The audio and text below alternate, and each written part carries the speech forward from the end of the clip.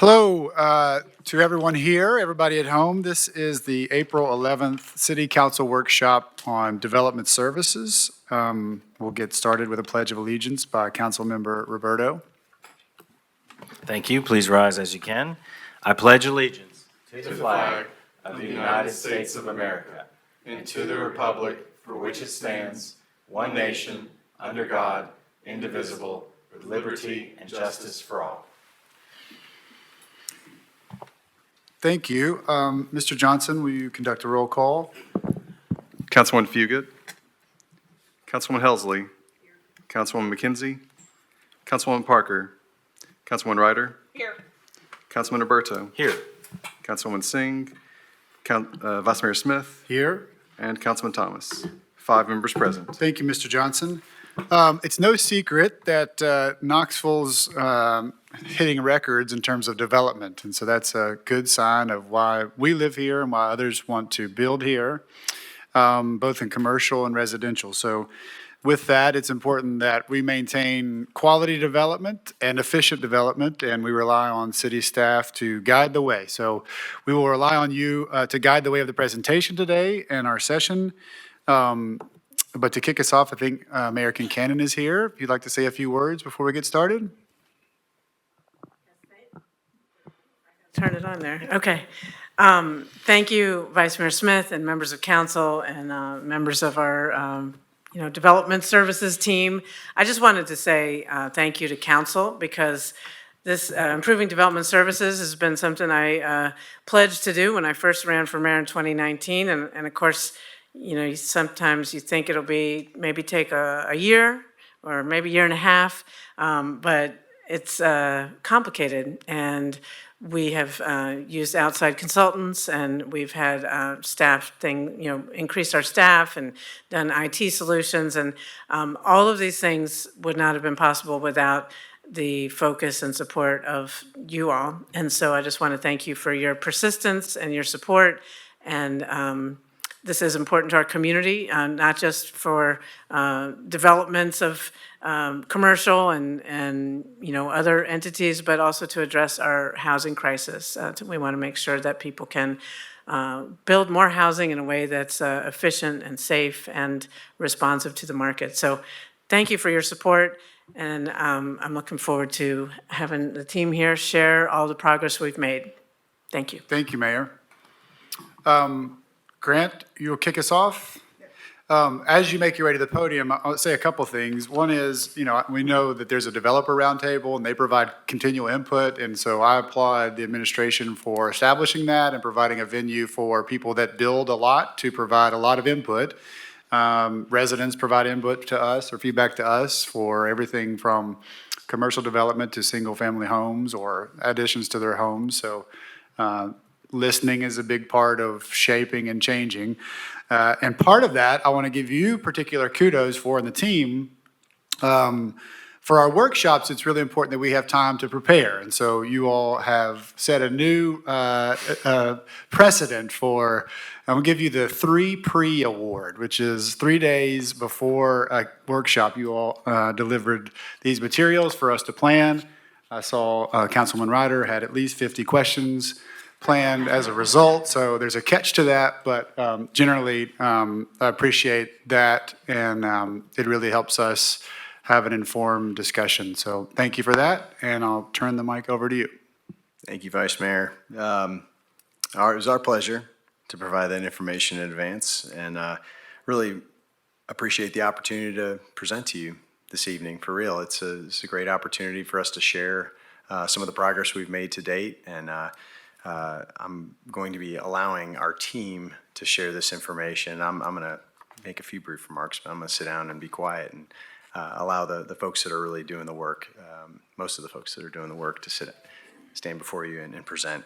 Again, thank you for your support of these initiatives. We've had unanimous support from council for everything, at least since I've been here. I know it's just been individual support from each council member, and the most recent budget amendment in December was really a big help in getting us going.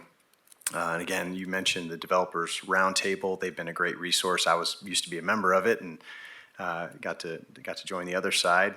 And they've been a great resource along the way. We continue to utilize that group for their feedback and assistance as we continue to make progress. But I'm going to introduce some members of our team here. Chris Howley's our Deputy Director of Engineering. Peter Ahrens, Director of Plans Review and Inspections. Curtis Williams, Development Chief in Engineering Services. Brian Berry, Deputy Director of Plans Review and Inspections. Timothy Markham, our other Deputy Director of Plans Review. See Tom Clabo in the back. Of course, Cheryl Ball, our Chief Policy Officer. Fiona McNally, our Government Relations Director. And anyway, I just want to thank our team for all their work. Again, I'm going to let them do most of the presenting today, but many others obviously played a part on our team, and too many to list. But I've had to explain. It's been like building an airplane while it's in the air. We're trying to deliver a high level of service while we're digging into a lot of these issues and making a lot of substantive changes. So I really want to applaud them. But Chris Howley, Timothy Markham, and Brian Berry are actually going to provide the presentation this afternoon.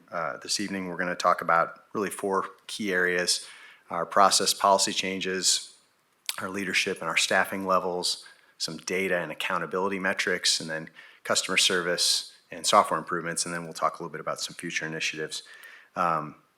Obviously, we'll have plenty of time for Q&A. This isn't going to be a really long presentation, but allow some time for some questions and answers. But if at any time you have questions, obviously feel free to interrupt and ask away. So with that, I'm going to turn things over to Chris.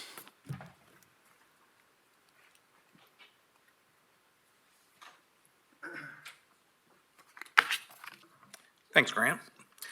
I wanted to start this evening and talk a little bit about the Matrix Consulting Group, who evaluated the Development Services Group, and in November of 2022 provided us with a number of recommendations, and today I wanted to provide an update. So far, 60% of the recommendations that were made have been completed. An additional 17% are in progress, which accounts for 75% of the total recommendations. Not only have we been working on the Matrix recommendations, but we've also implemented over a dozen additional changes to the development process.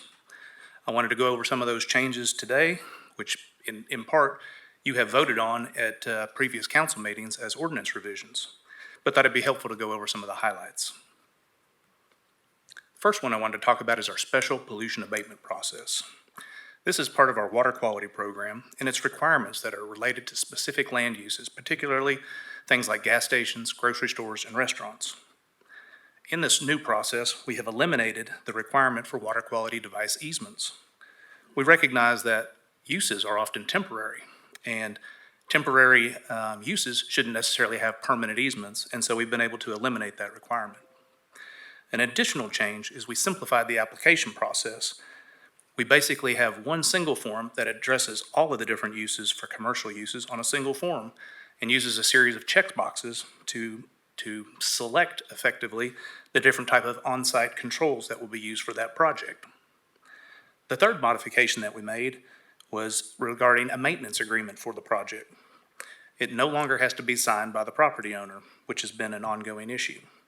Now it is signed by the tenant. The agreement also no longer is recorded at the Register of Deeds. These changes have significantly eased the burden on property owners and tenants, as well as simplified the overall process. The next change I wanted to talk about is right-of-way closures. Historically, permanent right-of-way closures have typically taken around 4 months to complete. That process is a pretty long period of time, as many developments, that's longer than the period of time that they are wanting to go through the permitting process. We have made significant changes in streamlining that process, and those changes began on March 1st of this year. The most notable change is that we have removed the Knox Planning Commission's recommendations from the process. The process still looks and feels the same from the customer's perspective. Applications still start in the same way at Knox Planning.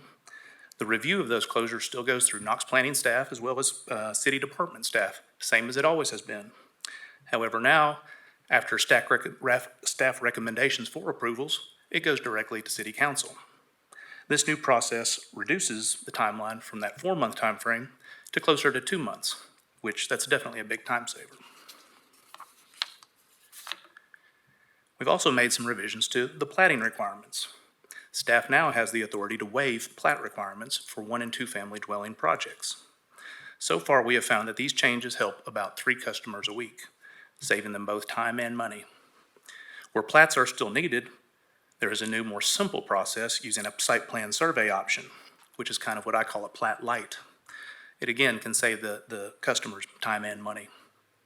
For commercial projects where platted easements are needed, we have moved this requirement, which used to be at the beginning of the process before a building permit was issued. It's now at the end of the process prior to a certificate of occupancy being issued, again, cutting out a notable time constraint in the development process. This ordinance was updated last summer, and we've had a lot of positive feedback since these changes were made. Updates to the zoning ordinance were also made last summer. 3 changes were made to the off-street parking standards section. One of them involved landscaping requirements that were modified to create flexibility for the redevelopment of projects with existing parking lots. This change promotes fair and equitable redevelopment standards. An additional change dealt with the expansion of existing parking lots. Now, existing parking lots can be continued with the same standards that were in the original parking lot in the expanded section. This uniformity can create a safer and more functional parking lot. The third modification was in the bike parking requirements for the downtown area. There's often many challenges in trying to find a location to provide bike parking for proposed developments just due to the constrained land and the zero setback nature of the developments. The new standard allows for flexibility in many spaces, in the number of spaces that are needed, and it's based on the individual site constraints. As expected, these changes have helped reduce the number of variances that we see. Next, I wanted to talk about substantial investment. This is often referred to as the stormwater 50% rule, where certain redevelopment requirements come into play at an investment threshold. 3 modifications were made to reduce the impact of this rule. The first one is we adopted a substantial investment exclusion list to ease that impact, and it's things like sprinkler systems, fire flow lines, asbestos removal, or other types of remediation, landscaping, or if public improvements are included, such as a turn lane or a sidewalk. Those are no longer included in meeting that investment threshold. We've also reduced the timeline for tracking these investments, and it's now at a 5-year window of time. The third change is we eliminated the requirement for these projects whose investments are valued under $500,000. These changes have significantly reduced the impact, especially to smaller projects. Finally, I want to talk about fees, which was probably the most significant change that we've had recently. The old process was confusing. Previous fees were often based on widgets, the number of outlets, the number of plumbing fixtures, how many acres you have in your development, how many lots you have. Each of the multiple permit types, including building permits, site development permits, construction general permits, special pollution abatement permits, and right-of-way permits, each had their own fee. The new process, simplified, it's based on the valuation of the work, and they're grouped within value ranges, making the prediction a lot easier to determine. We've also created a fee calculator to help provide estimates at the beginning of a project. To simplify things further, we've eliminated the engineering review fee, as well as the plans review and inspections licensing fees. We will also be eliminating the covenant recording fee on May 1st. All of these changes have helped streamline the process. One of the most important aspects of this new fee schedule is that it was structured to help cover the costs of additional staffing, as well as needed software improvements. With that, I'll turn it over to Timothy Markham to talk about that staff as well as additional updates.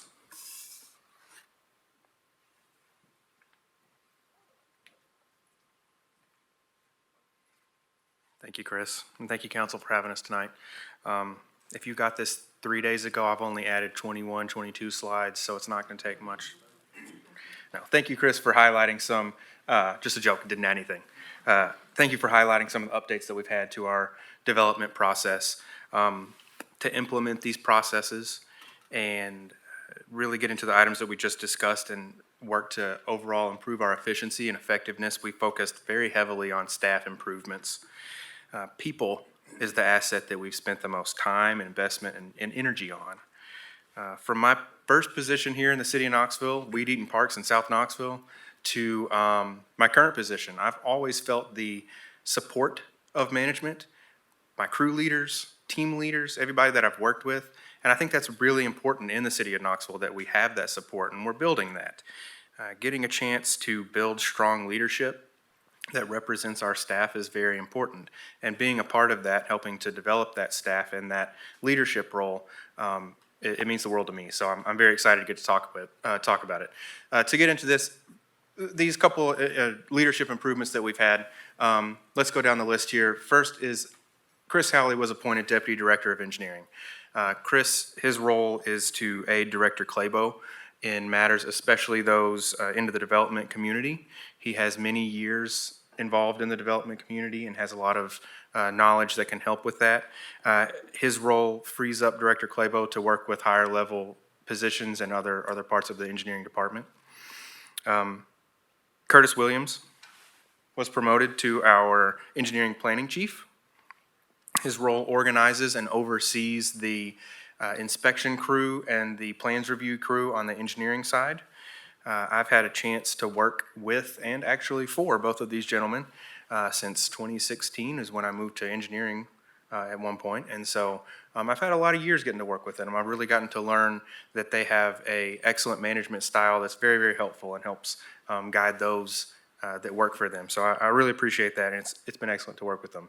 On the plans review and inspection side, I was appointed to the deputy director position. I share that role with Brian Berry, who you'll talk to here or hear from in a moment. Brian has expertise in the planning and zoning world and administrative side of stuff. I bring more expertise in the building codes, trades codes, and the inspection side, field inspection experience. And so that dual role right there frees up Director Ahrens to actually address a lot more high-level issues that are getting much more political than the day-to-day that we're experiencing. So Brian and I share that role, and it's absolutely wonderful to be part of that. We promoted Aaron Skates to the plans review manager. This was a role that was actually recommended by the matrix evaluation. I think it was a deputy chief, potentially is what they had called it, but the title, neither here nor there, it's a role that helps our building chief, Jim Tente, split the roles of the 16 inspection staff that he has and the 3 plans reviewers full-time. That was getting to be a lot of people to manage, so Aaron takes over that plans review world. His background with some of the private sector plans review and then his experience as a combination inspector and working in the city is invaluable to our department. He's really been a leader in taking over that role and helping continue it on for how important it is. And then one of those that we did promote to a plans examiner position, a combination 2, is Greg Anderson. Greg has been a combination inspector for many years. I've gotten the chance to work alongside him for a long time. Real quick, if you don't mind me sharing a little quick story, I have stood on the steps and watched Greg Anderson hold his code book a la Sunday morning preacher and stand there and he preaches. He loves the stuff and he gets into it. And having him as an asset that can get into the plans review side of it, really in the single family, 1 and 2 family, smaller local stuff, his involvement with that is a great help to the community and our department. It's wonderful to have him promoted as well. So all of these changes have really been implemented in the last 6 or so months with the development, and alongside those changes have been a lot of additions to the rest of the staff. Those additions that are shown on this slide were positions that were approved by City Council. And I can't thank you all enough for giving us the assets that we needed and the people that we needed and actually helping develop this. On those positions, as you can see from the slide, we've got 3 engineering positions, 2 being an engineer and 1 a technician. Those have all been filled and are currently in process of training in various degrees of that. On the plans review and inspection side, there's 6 total roles that we have 5 filled. We're very anxious to fill the 6th one, but part of that leadership and development is making sure that the new people have everything that they're needed for training and for everything in support for them. So we have anxiously awaiting to fill the 6th position total that's on that list. Mr. Markham? Yes, ma'am. So is filled red or green? Filled is the green. Okay. And Well, red's. excuse me, the green is the new positions. Oh, okay. Of those new positions, 5 of those 6 green ones have been filled. Oh, okay, so the red color is doesn't indicate Correct. filled or not filled, it indicates new versus old? Correct. Okay, correct. thank you. And so it shows that, yes, it shows that we have a growing staff. I do want to bring out that this is not just adding more people to do the same thing. We took a step back and recognized that the addition of staff really did require us to reestablish roles and see exactly what's going to help the community the most. One of the big changes is as an engineering technician, their role now splits it some hybrid office, some field position. Their role in the office is to take smaller single-family plans reviews that are in their area that they're assigned to and complete that in total review and then inspect that project out in the field. So you have one person that has been involved with your project from an engineering side all the way through. And I think that's just a great improvement for our community because it really gets, it loses that separation. People can really get involved with their projects. The inspection side, the plans review and inspection side, those inspectors have really gotten a chance to focus largely on cross-training in disciplines. Adding those folks is not just 15 people that we have that do footing inspections now. Now we have people that we can cross-train and get out there and really have combination inspectors that can get with one project and again, see it through to the very end, which is really helpful, especially to those that may not have excuse me, a design professional involved. It's smaller single families, and I think that really has made an improvement in our department. The last thing that I want to bring up is less tangible, doesn't have a graph with it, doesn't have anything that can be represented necessarily, but it really is just about our culture and about what we're trying to establish in this department.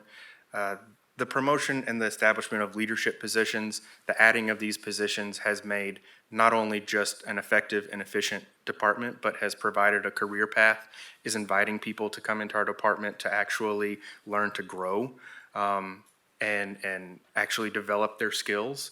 We have hopefully, with the addition of these people and the establishment of this leadership, become more effective and helpful out in the field because we have the people to do that.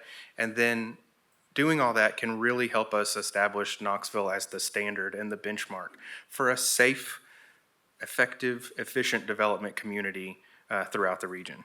So with that being said, understanding the support and the roles that our leadership has played has been very important. And thank you again very much for the support that you all give. There's no way we could do it without you all working with us and getting these things passed. So I really appreciate that. To discuss more about some of the customer service, the demand and roles that we have Brian Berry. Thank you.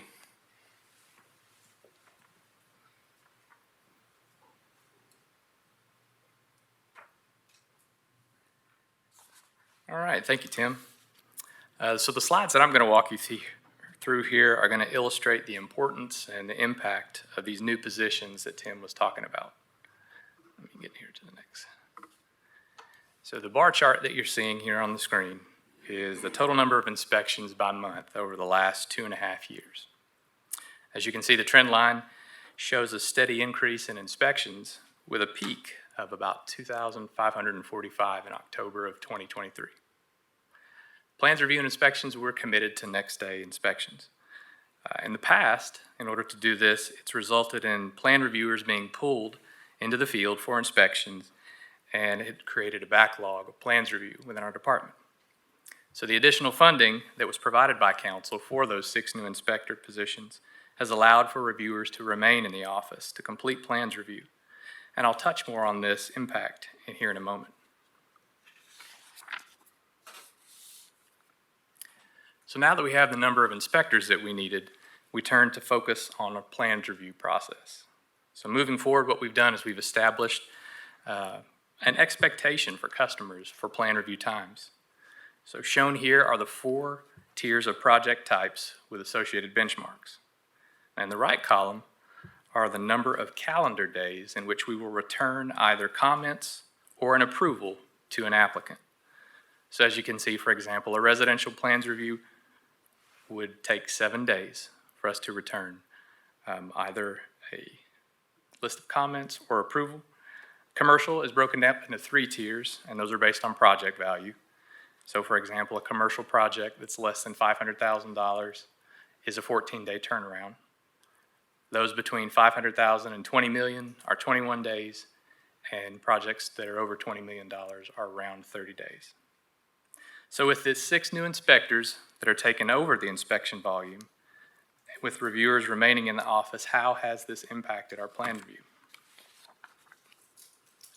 Well, in the last 4 months, plans review and inspection has completed 1,422 plan reviews for an average of about 17 reviews each day.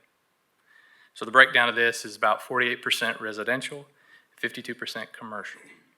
And as you're aware, commercial reviews typically take more time as they're more involved with site work, stormwater, and traffic impact assessments, as an example.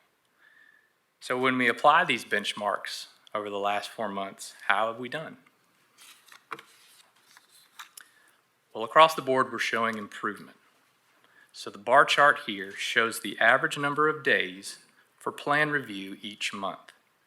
And we're starting with December of 2023, working through March of 2024. And again, these are the turnaround times for comments or approval back to an applicant each month. So the 4 project tiers are shown along with the associated benchmarks in black. So for example, a residential plan review dropped from an average of 23 days in December to 10 days in March.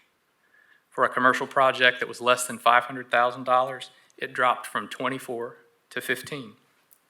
Projects between $500,000 and $20 million fell from 41 to 23, and those over $20 million from 62 to 22.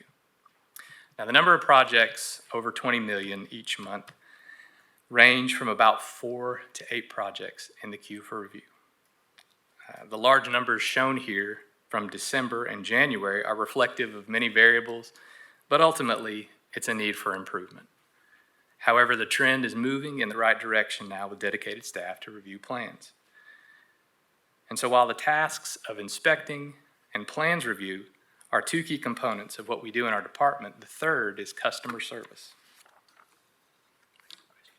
And I want to talk a little bit about some of the customer service initiatives that we do. I'm sorry, I don't know the protocol, if I'm supposed to jump in. Tommy looked at me, Go for Vice it. Mayor looked at me. So, my question, because I'll forget by the time we get through Well, this. I can go back to any No, slide. no, you that's want. okay, I'm making my notes, but, so when we were talking about the cross-training of inspectors, and that leaves people in the office to do plans review, and I don't know if there's a quantitative answer to this, but is that cross-training helping with consistency and more rapid approval of the entire project? Because one of the things I used to hear is one inspector would go out for one thing and then there'd be a different inspector. Does an inspector kind of stay with a project so that there's consistency in what they're hearing from the city? Yeah.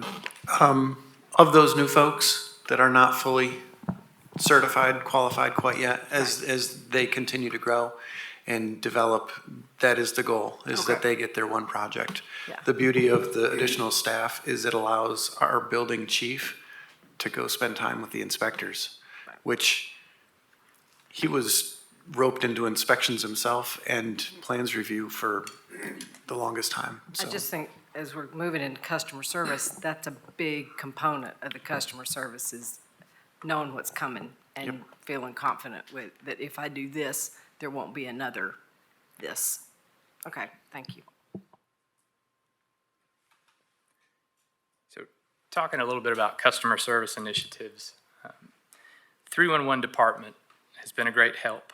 They've handled the 70 calls a day average that our department receives. And in those calls, they've been able to assist in answering around 25% of them before they route them to the appropriate person or department. So we, as a department, will continue to train and help 311 with understanding our process with the goal of seeing that share increase. Plans Review and Inspection has also reopened the front desk on a part-time basis with available staff. The goal, long-term goal, is to provide a front desk staff that is there throughout the day, each day, to answer customer questions as they come in. Another initiative is we're planning to bring back the expedited review process. So what these are projects that qualify. They can bring plans in for review with the goal of receiving a building permit that same day. Right now, we're working through our 100% digital online submittal process to make sure that the technology is feasible and will make this seamless and smooth. Mr. Berry, yes. could you just give us a couple of examples of things that would get a same-day permit with the expedited review? Think through. Yeah, those are going to be projects that are interior renovations that don't necessarily include engineering. where they- Repair and replace, like swap my toilet out, or is it more That's complicated? already, it's Okay. like if it's a new tenant moving in Okay. and they want to make some changes where they're redesigning the interior, Okay. we can sit down and walk through it with them, review it with them. More like commercial type project, Yeah. more like Oh, commercial. more likely red- commercial than residential? Yeah. Okay. Okay, thanks.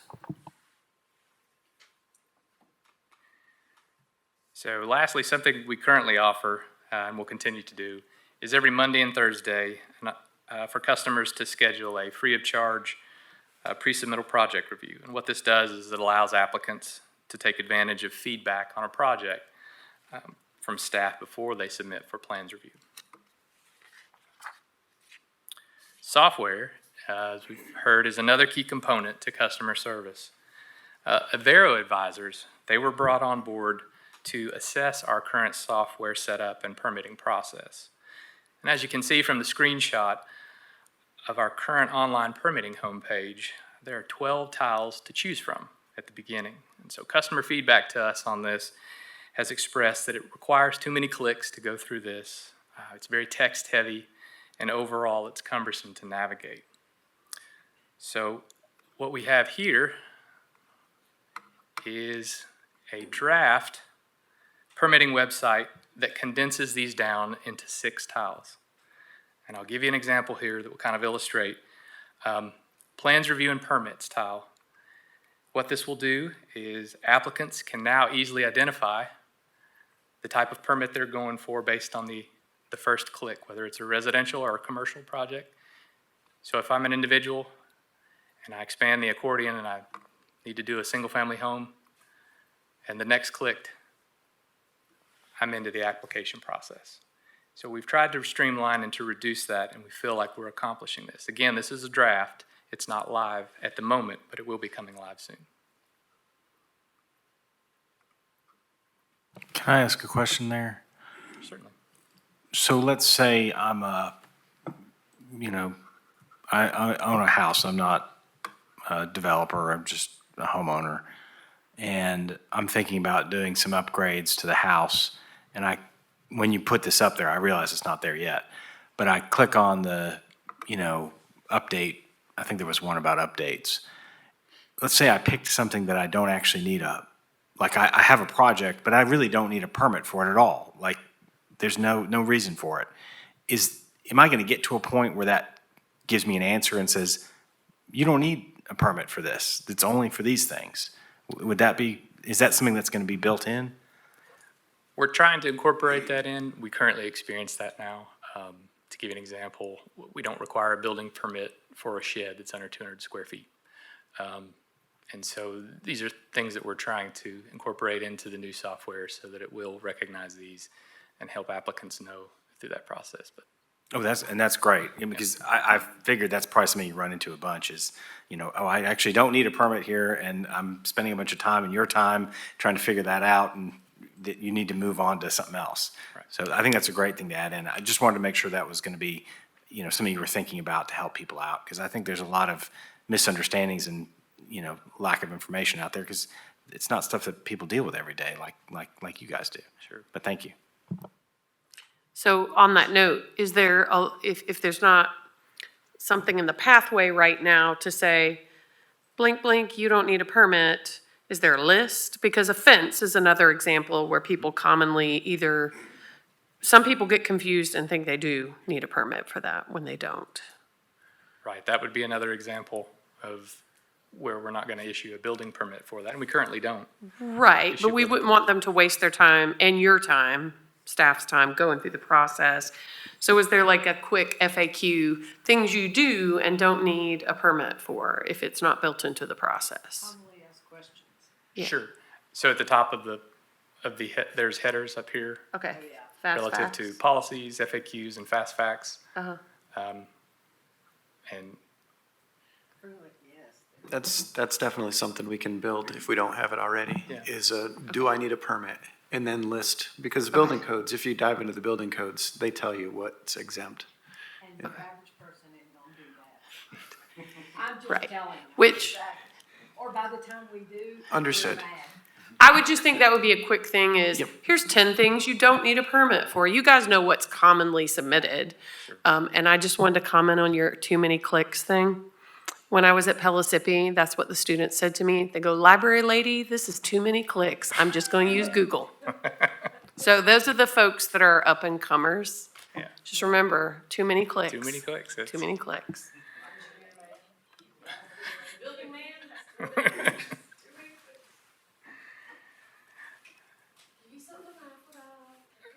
All right, let's see if I can get.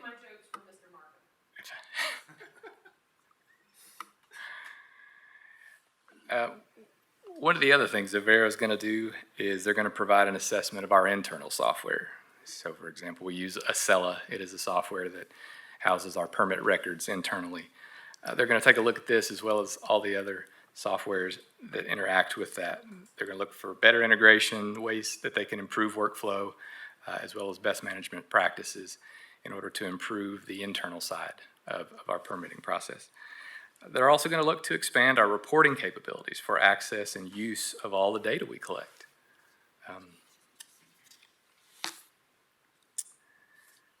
Future initiatives, other initiatives. First one there is a fast track review. And what this does is it provides customers an option to pay an additional fee for a third-party review on projects that they may have a time constraint on. So it will allow for an even faster turnaround time if needed. This summer, Plans Review and Inspection will look to hold public meetings towards the adoption of the 2024 International Code Council Building Codes. So the tentative schedule at this moment is to bring this before council in the fall with a first quarter 2025 implementation. So Plans Review and Inspection will continue to expand outreach opportunities to professional groups, neighborhoods, along with creation of workshops where users will have an opportunity to attend these and walk through the city online permitting process with staff to understand it better and to ask questions. We also look at this as an opportunity for feedback from these groups as well. The addition of benchmarks and metrics, we'll use this data we collect in the creation of a development activity report that's focused solely on the city. This would be beneficial, we think, to a variety of groups. So finally here, as we transition to the question and answer portion of this presentation, staff certainly would appreciate and value any of council's feedback on measurables to incorporate into a development activity report, along with answering any questions. So this concludes our update on development services. Thank you for your time. And staff at this point will open it to workshop to any questions. Thank you. Thank you, Director Barry. Thank you, everybody who's participated in this. We'll start some questions from council. Just turn your light on, I'll call on you. Councilmember Roberto. Thank you, Vice Mayor. Just wanted to follow up on a few things. There was, when we were talking about the pollution abatement, the eliminated easements, I guess I just wanted to follow up on that a little bit, Mr. Howley, about, obviously, we want to make sure we continue to have good water quality. And what I got from the presentation was this is for temporary uses. Maybe can you tell me a little bit more about what the temporary use might be and how that elimination might affect or not affect at all water quality? Sure. There's really two different types of water quality aspects that we talk about. One is a first flush requirement, which is a general water quality requirement that affects any development that has more than a half an acre of impervious area.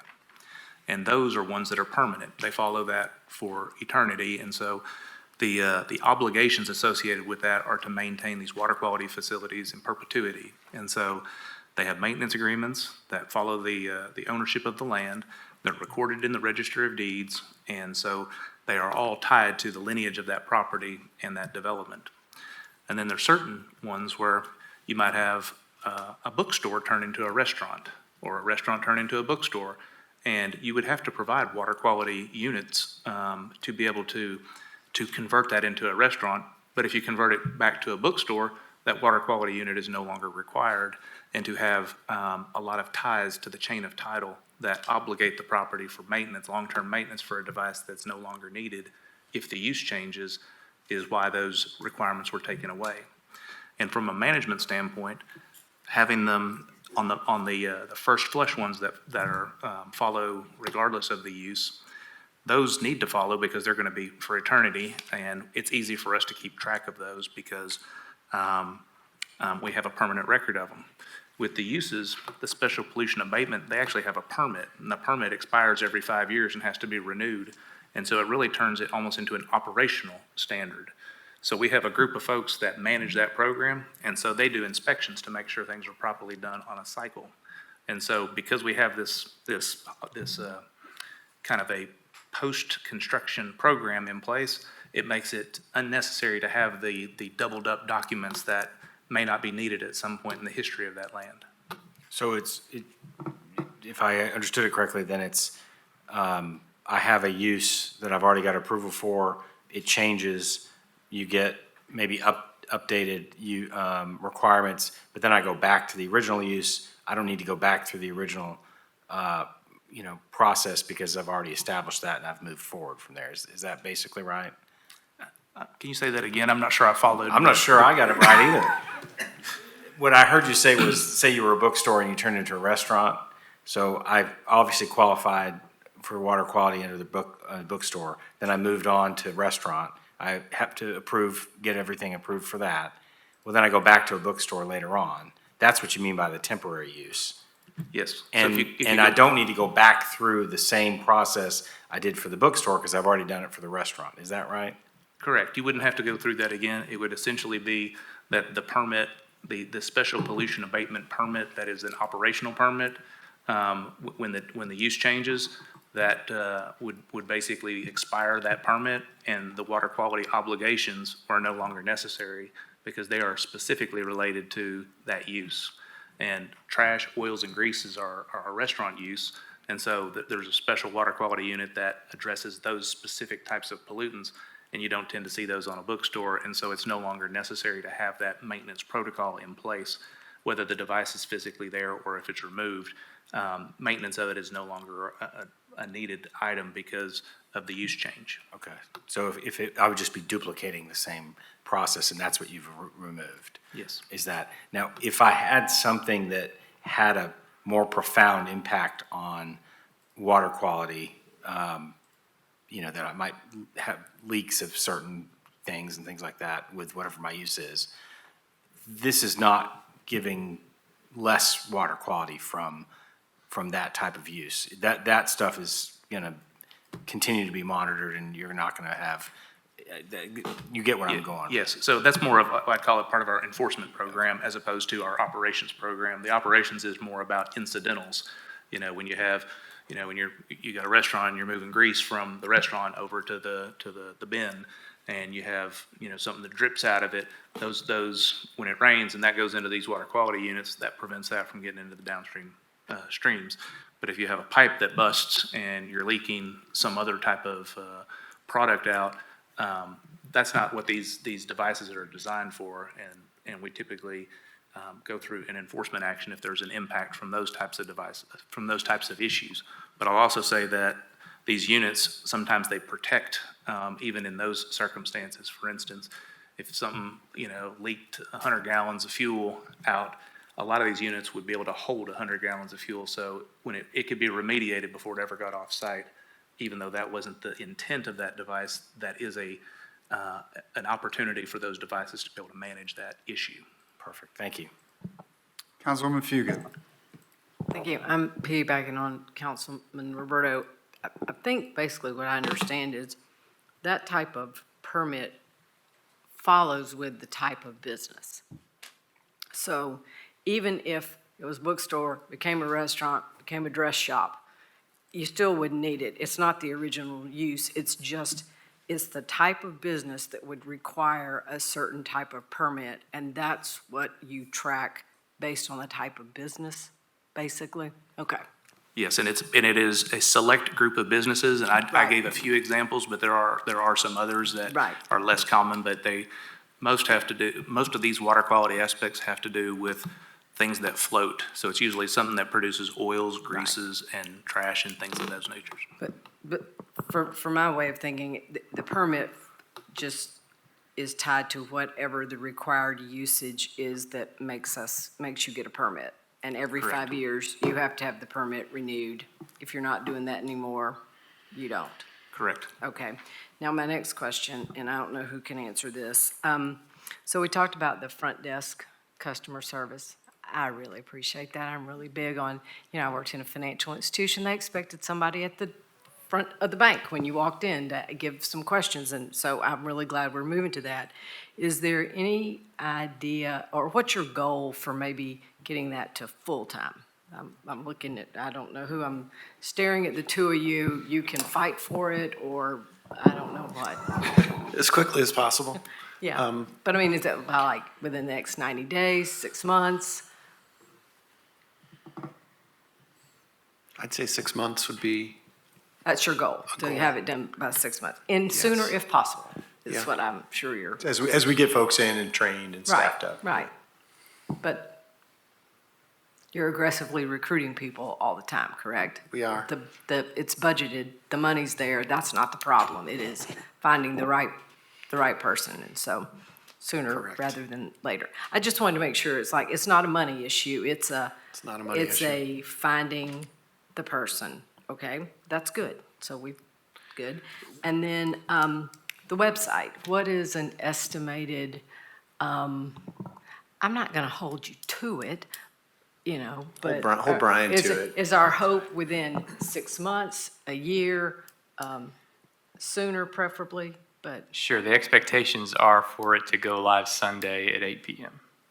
well, So- now, you buried the lead when you had your whole report, that's the lead. This Sunday of 2024. This Yes, Sunday, yes. Not just any given Sunday, but, well, I mean, so we could say all things considered, within the next 60 days, we expect it to really be functioning, and that's a nice thing.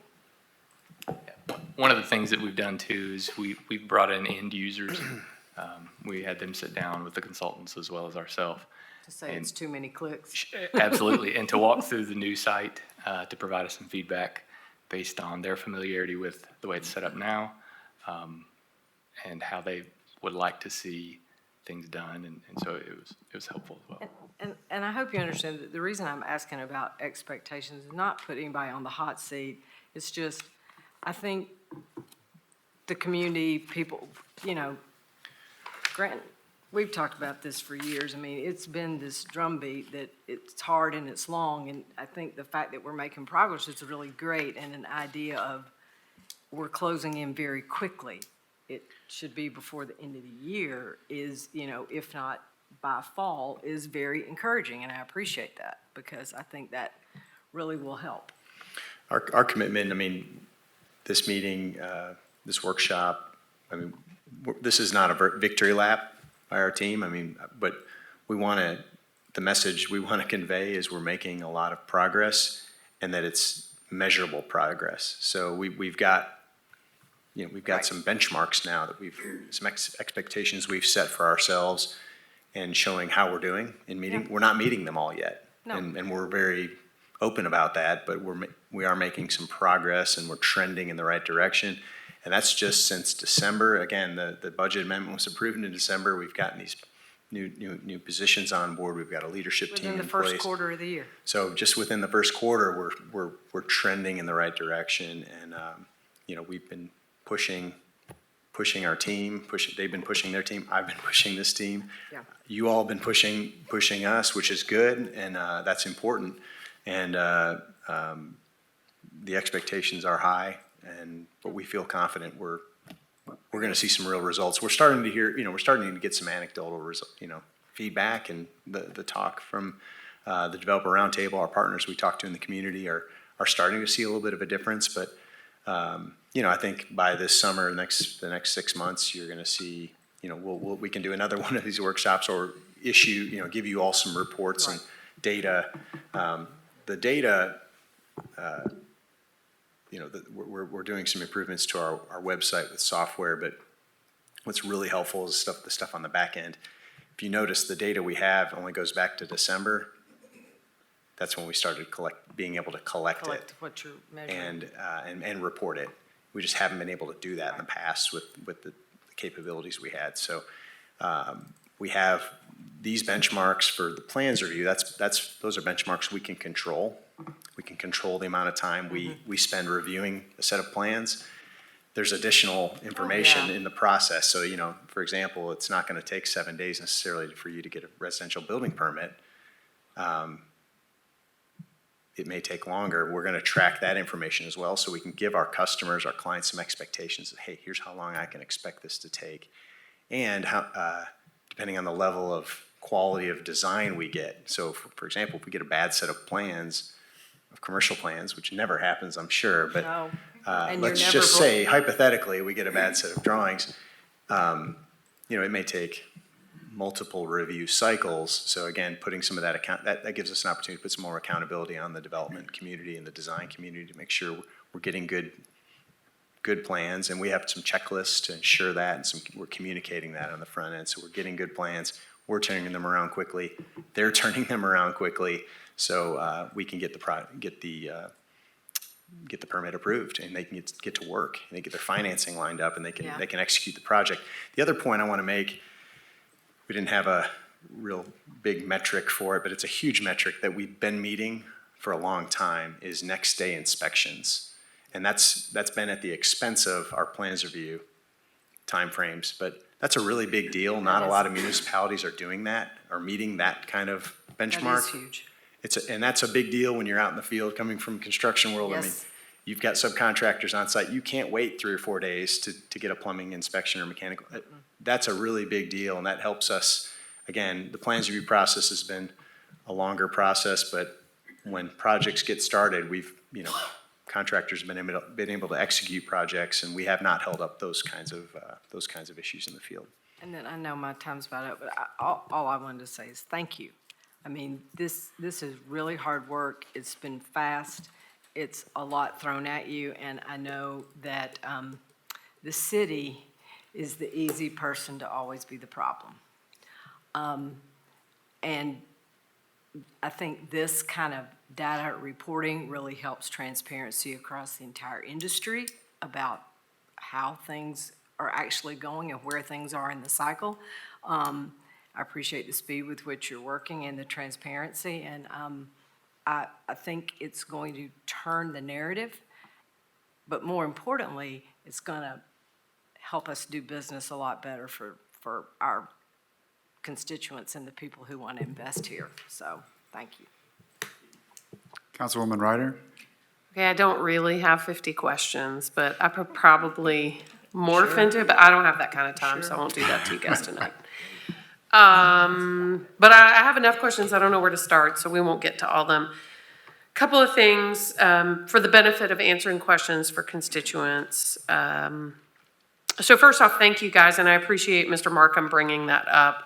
We don't know what your barriers are and what you need to do to answer the job until you bring them to us. So happy to support what you guys need, because it is my belief, and what I say to constituents is it's not that you're trying to not get things turned around. It's about the barriers that we're working with, whether that's software, whether that's manpower, whether that's your department or any other city department. In my experience and my time on council and even before, is not that city employees don't want to do a great job and turn around and give a great service.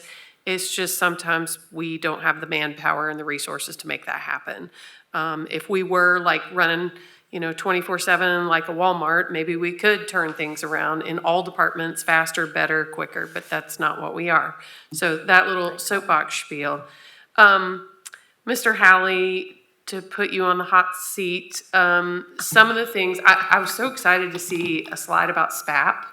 And some specific things that I have lived experience with, which is, the easement and having the owner of the building sign and all kinds of stuff and, anyway, et cetera. And my partner on my building was like, no, we're not signing this. That's for the so-and-so to sign. And so we had that wrangle back and forth. But, so SPAP, I've had constituents say that other cities don't do this, or that they have more exceptions for it. Like you mentioned, half-acre parcels. We have a lot in the older parts of the city, Magnolia, Broadway, Central, maybe some of the South Knoxville areas, where you have really small parcels. Some of them are mostly under half an acre.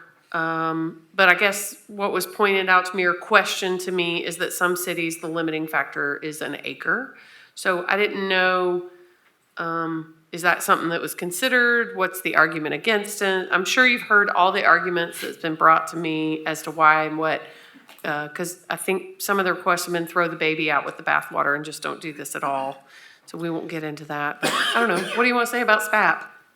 I'll try to give you not the long answer, but in general, it really depends on what communities you're trying to compare to. So the city of Knoxville, we're one of 4, what we would call a Phase 1 NPDES, which is a National Pollutant Discharge Elimination System permit, which is our stormwater permit that we get from TDEC, and it's a permit that they get from EPA to meet these water quality standards.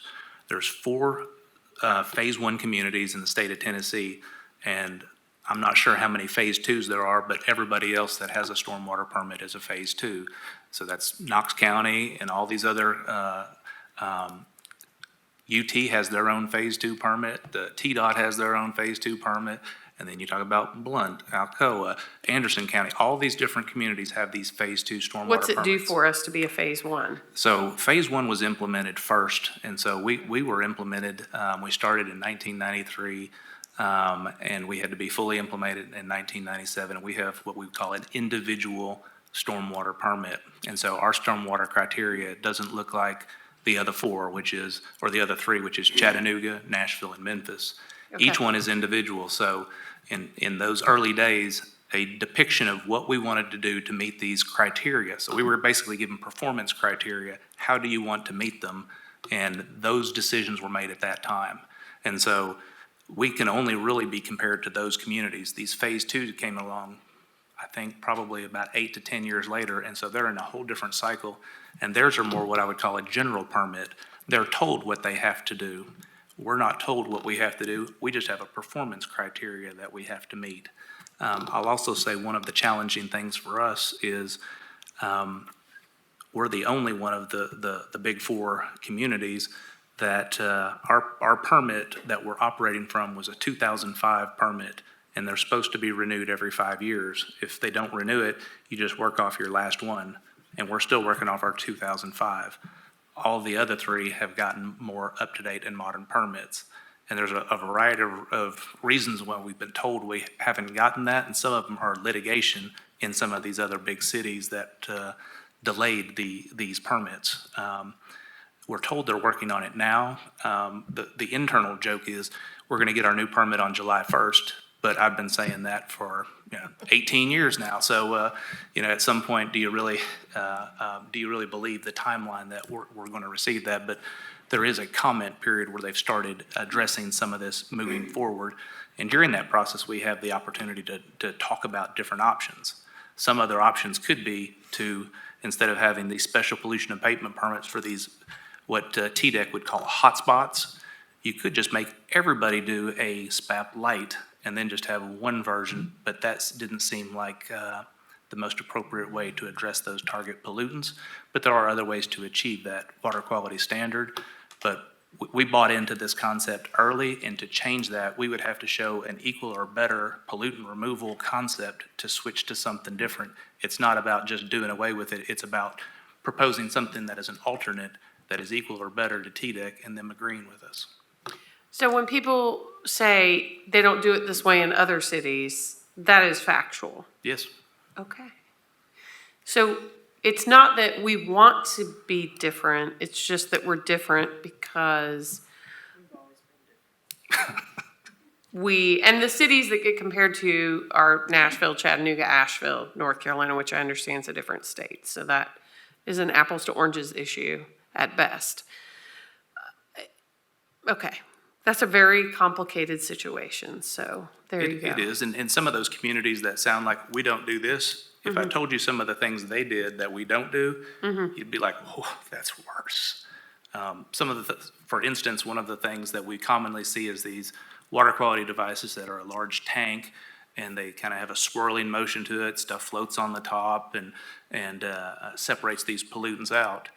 In some of these other communities, they require cartridge filters that are more like water treatment facilities, and the rate or the cost of those facilities are exponential compared to what ours are. And ours can be vacuumed out with a standard vac truck, and these cartridges have to be vacked out, and then these cartridges have to be replaced like every year or every 18 months, and the cost of that maintenance is significant. And we're not under that level of requirement, and so to some degree, we might be in better shape with the regs as they are, but on July 1st, maybe we'll know more. Okay, so I'm gonna wrap this up. This is the only thing I want to ask a question about, because I see Councilwoman Helsley is waiting. Go ahead. Take all the time you need, Lauren. I'm No, learning. no, it's okay, it's No, okay. it's great. I'm good. So if somebody says it's easier and I don't have to do as many things on the front end to satisfy our SPAP requirements for Knoxville versus, say, Atlanta, like, I think that's an example that's been given to me, but I may be wrong.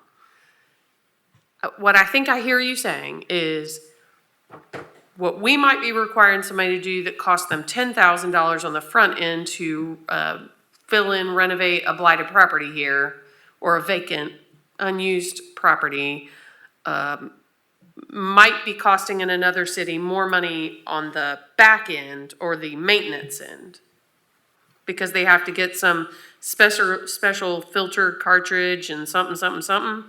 That's certainly possible. In some communities, like Atlanta's, one where a lot of their systems are combined, they don't go to the storm drain system, they go to the sewer system. And so the need for water quality isn't there because it's like if we could send our stormwater to KUB, they're just treating it already. We're paying for this big facility down the road.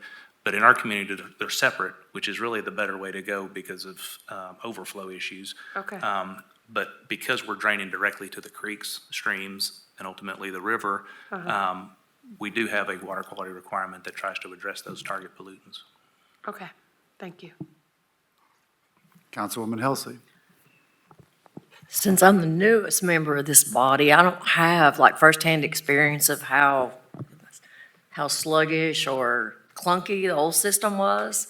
So I just want to thank y'all for making it better, because it sounds like you have improved the matrix a lot. And I'm gonna come down and build me a house if that's okay, Grant. So in your system, I thank you for that. So thank you for your hard work. I have a couple questions. One is around the service level goals. This is the benchmark is the only kind of metric before us today. Mr. Rosenberg, you mentioned other metrics. Are there other metrics that you want to try to measure, maybe that you don't have the data for now? Maybe people withdrawal, abandon rates, what other types of metrics would you like to build? Yeah, I mean, I think I mentioned the total cycle, right? The total cycle from application to permit is data we want to just track. It's data we want to track and report. Again, we don't have as much control over it because there's back and forth, and there's what we get submitted to us and the number of cycles. But that's still information that's helpful to know, and helpful to know, how many, for example, on a residential, how many cycles is it, and how can we look at reducing those the number of cycles? What better information can we provide on the front end? One thing, Vice Mayor, we've talked about is customer service, for example, that there's data related to customer service that we want to solicit and get, so we can measure how we're doing, what level of satisfaction from our clients. That's, all we're getting right now is qualitative, anecdotal information, right? We're getting either emails or complaints or phone calls. Having a more systematic way where we can get some feedback from our clients on how they felt about the process. Again, how do we do that in an easy way that's very simple and easy to get, whether it's a follow-up text message or a quick email, getting some follow-up. Again, we're getting feedback through, our development community. We talked about outreach. That's a really big thing we haven't spent a lot of time doing, haven't had enough time to do, because again, everyone's been very busy, but as we get more staff and get more settled in, doing more outreach to various trade organizations, so meeting with, Associated Builders and Contractors and AGC and AIA, all the different acronyms, trade organizations, getting with them and getting some feedback, obviously sharing information like this that we're sharing today, but getting some feedback on how we're doing, how is the process going. Again, that's not that's not data, that's not quantitative, but the customer service data, the full cycle. Brian, what other metrics have we talked about? Sure. One of the things we can do is we can break down based on department review times, so we can look at how is zoning doing compared to the building department from a review time standpoint. As Grant said, just generally the overall review time it takes for certain levels of projects to get through the process. Okay. One follow-up question. Those current SLAs, the clock starts over once a review comes back to the applicant, correct? I mean, these average times that I'm looking on are based on not just the initial response or approval, but there are multiple phases, as we know, where you provide comments back to the applicant, they have to make changes, send it back to you. The clock starts over after the initial comment, correct? It does. So Okay. it starts as soon as we receive the plans and submit them to the staff for review. Okay. Just another comment before I go to Councilwoman Ryder.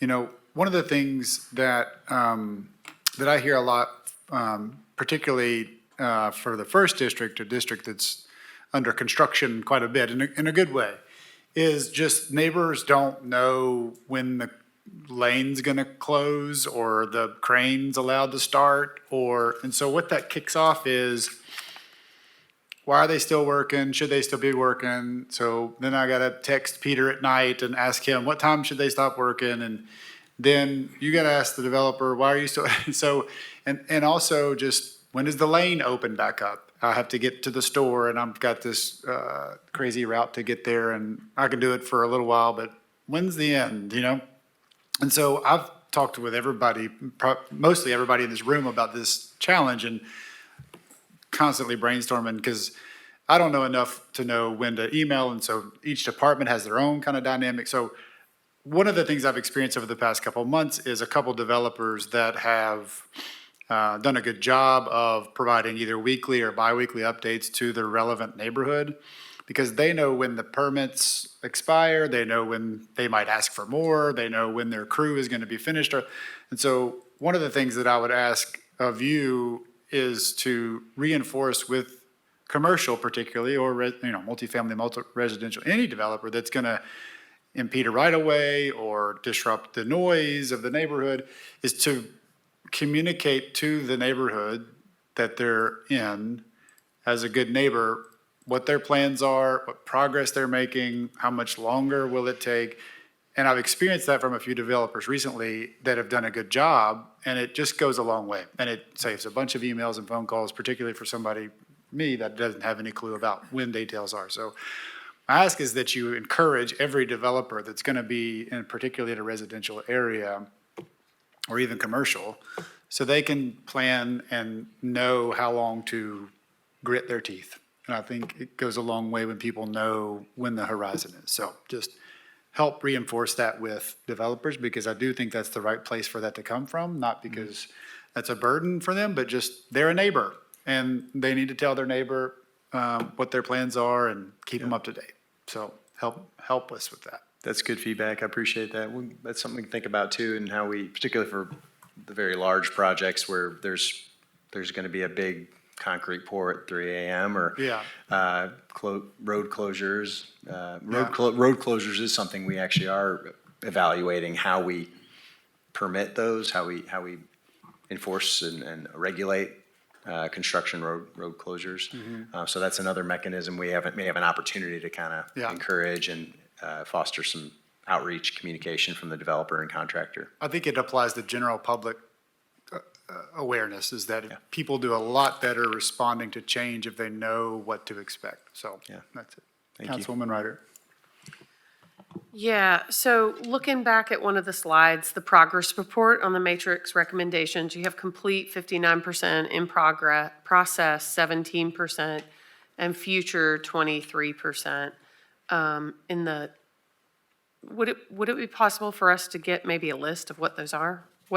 Not right this moment in this meeting, that seems lengthy.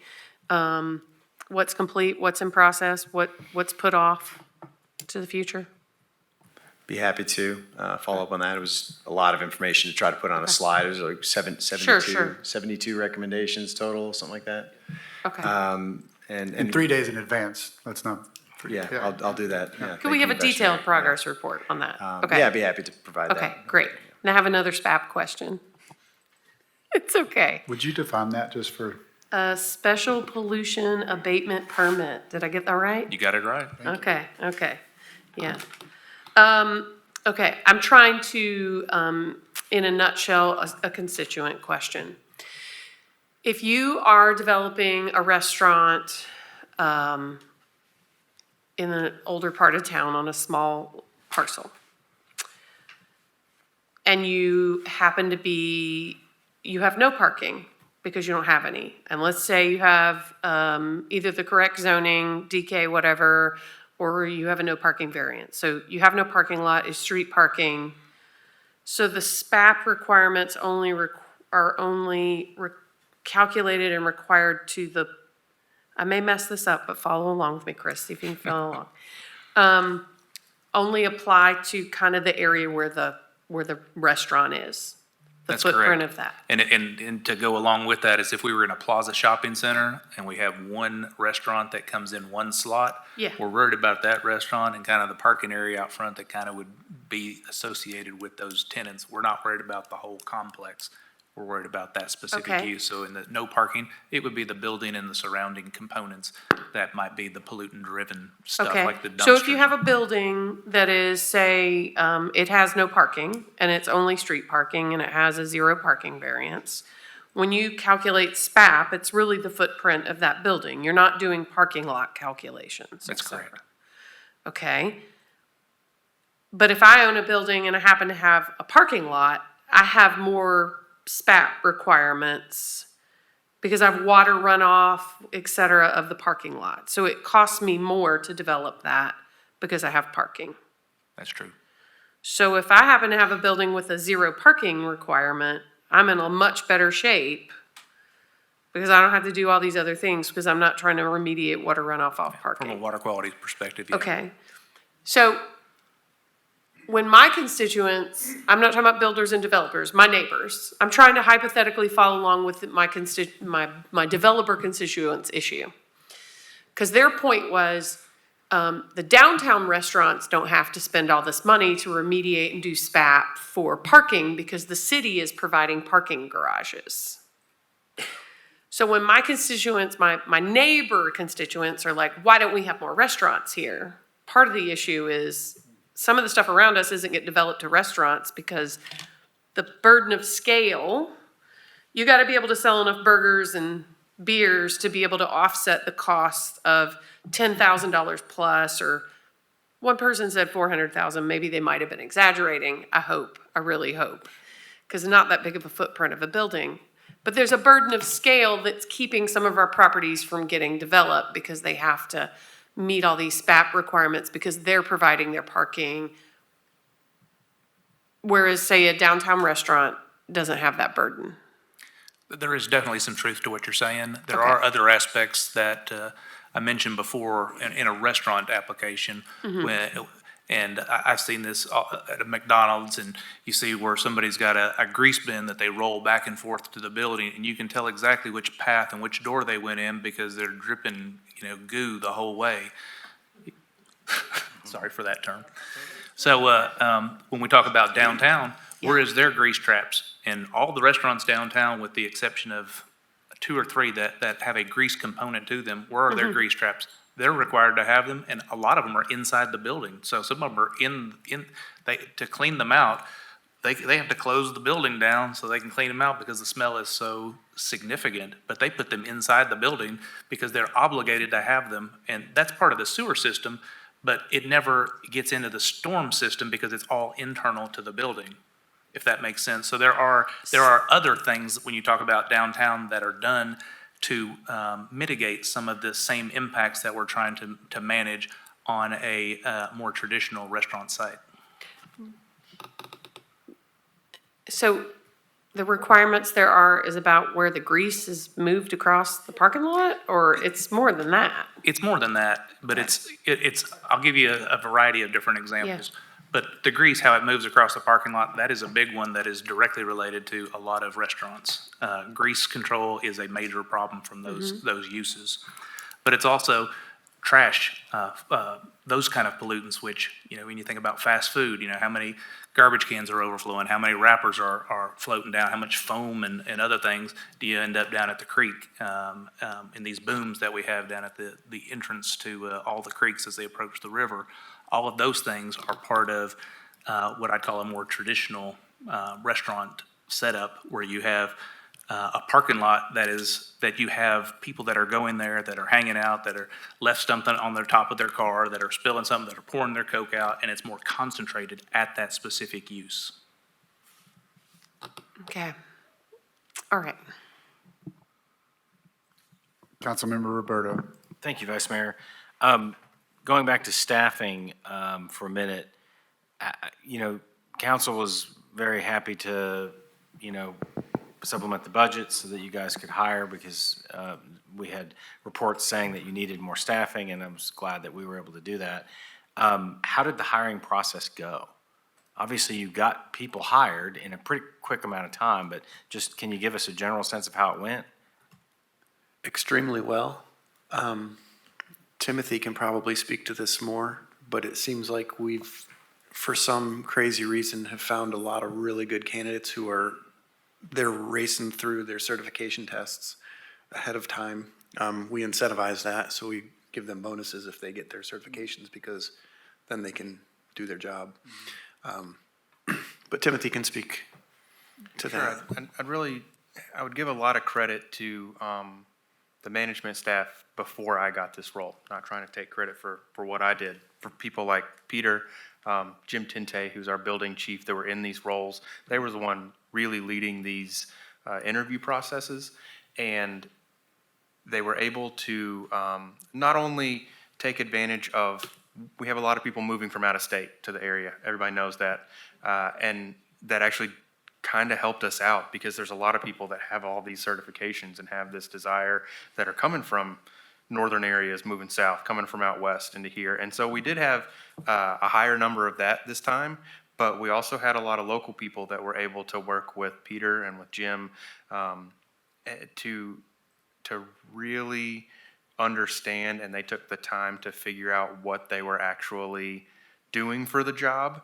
It wasn't as quick as the process went. It wasn't rushed. They were given the chance to come back, a couple times, and actually get involved with it. And I think that's just a testament to we got the chance to take a breath, see exactly what we needed, reevaluate what we wanted, and then actually had a really good list of people to go and get that. So it wasn't just filling in people like I was mentioning to just more people throwing at the problem. It was, how are we going to fix this problem? Let's find those people.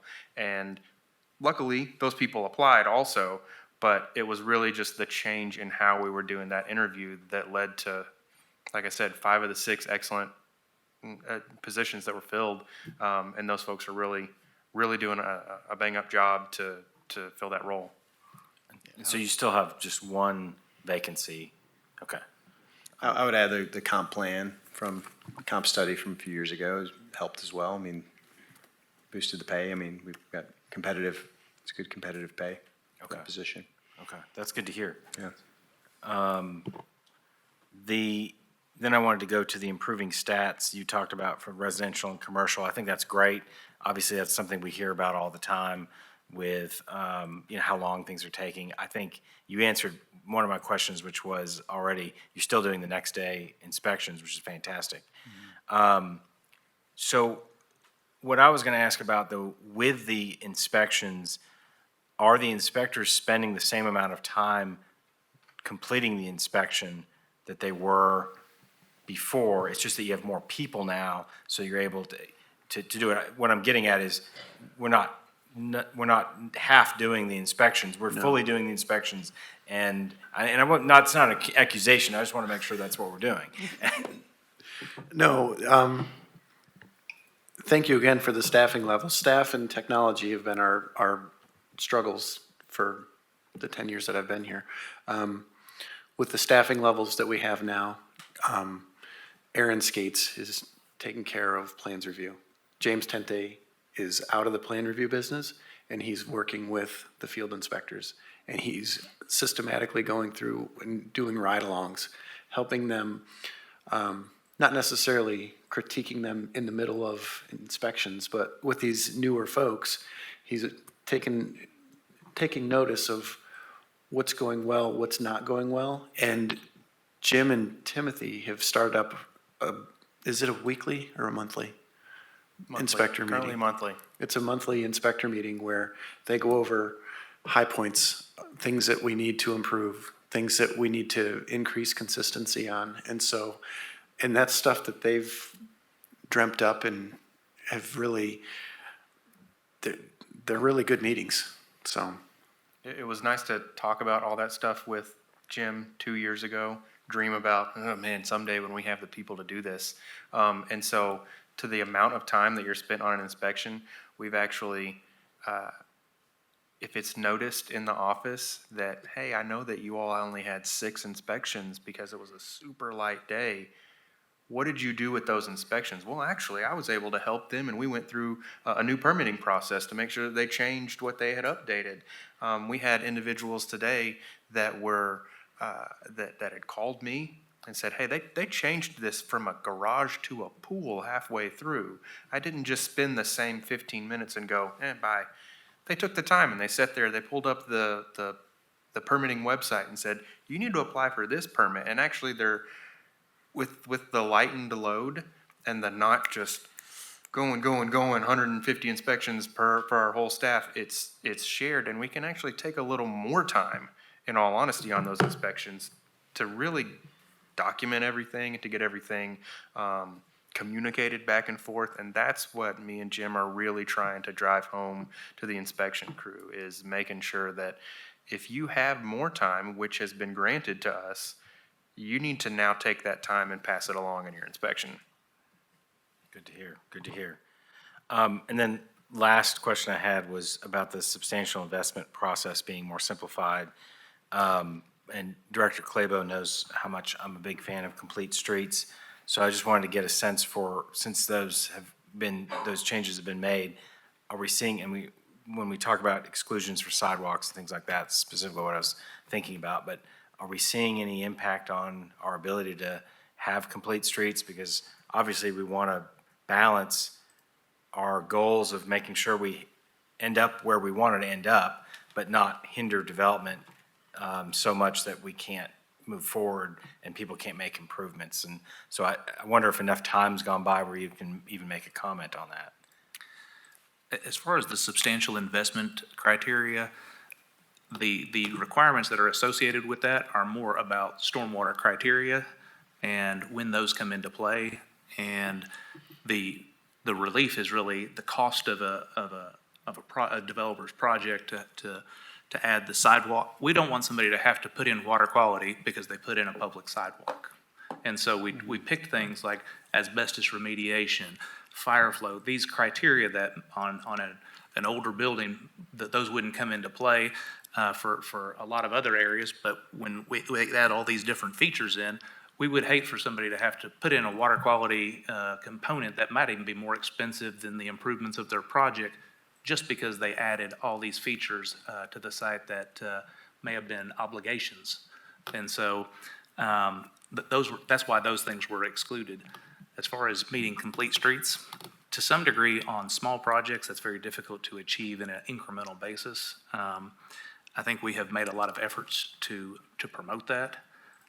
Anytime there's an opportunity in an area that has a pedestrian or a multimodal component to it, we do have requirements that address, I'll say, perpetuating the complete streets concept on those developments. But it's sometimes hard to do on incremental basis, especially when a lot of those projects need to be more corridor-based. And so there is still a challenge with that, but it is something that we are aware of, and we do try to implement those types of project or those components in projects. That's good to hear, and I appreciate that clarification, because I didn't want anyone to see the exclusion for sidewalks and then think that that was preventing sidewalks, and in fact, that exclusion is making it easier to have sidewalks, which I think is fantastic. And then just following up on what some of my colleagues have said, you guys are doing a very difficult job, and you're doing it well, and we appreciate it. And seeing all these upgrades and updates and improving stats, I think, is wonderful. So keep up the good work. Thank you. Thank you. Any other questions? Don't see any other lights. If not, I'll finish with one. It's obvious that you're making progress, and I'm glad to see that we're measuring it finally, and I think look forward to updates on that. On that note, rather than us kind of ask you all the time, hey, what's the latest numbers for this average? How can we, what should we expect in terms of periodic updates on these performance goals as you add new metrics? Is that a public-facing dashboard? Is it a report to council? Is it a email report? What do you think? I'd love to do all the above. I think at some point we'd love to have a public-facing dashboard with more data to share on activity. We would like to more regularly provide council with a development activity report. I don't know what that needs to be, maybe a quarterly, maybe, quarterly sounds like a reasonable, each quarter, here's how we're doing. But again, I think we welcome your feedback on what kind of data, what kind of benchmarks, what kind of information is helpful, so we can more easily gather, track, and report that data. That's where we're just getting into being able to access data, Sure. track, collect data, and then analyze it and report it. I think But detail, we're getting there. I think detail for council quarterly would be good, but I do think the most high-level numbers for the public, because then we would have to relay that, and we only have such a limited reach in ourselves and community. So like basic 1, 2, 3 metrics for the public, I think would be very good. How often you update that, you can talk about that, but put it out there for everybody, I think, when you can. If there's specific metrics that you guys would like to see that you're hearing from your constituents, please let us know. Because Okay. Brian is deep in the website stuff right now, and he's Okay. deep into, he's our point person with Avero, with our consultants. And so if there's things that need to be built, we want to know. Okay. And we're going through that. I mean, well, that's the website, but the back end of the Acela, we have folks coming in from out of town later this month. I mean, we're moving at a very quick pace. Avero, we mentioned Avero Consultants. I mean, they've got an office on the 4th floor. They're essentially, some of their staff are full-time employees of the city for the next several months as they help us work through this process and fixing our software issues, again, on the front end and on the back end. That's where the data comes in. So yeah, please let us know. And again, this is it's not a static process. So as we issue reports, you may think of other things and ways we can improve that, and we will improve it as we get more data and work better with the software. Great. We'll get you the metrics tomorrow, Director Barry, and see him on Sunday. It'll be great for everybody involved. Peter set you up for that, so Yeah, we need 3 days. knock them down. We need 3 days. 3 days. We need it 3 days in advance, Noted, yeah. noted. Fair requirement. Fair enough. That's right. Better than 7. All right. Any other questions? If not, this meeting is adjourned.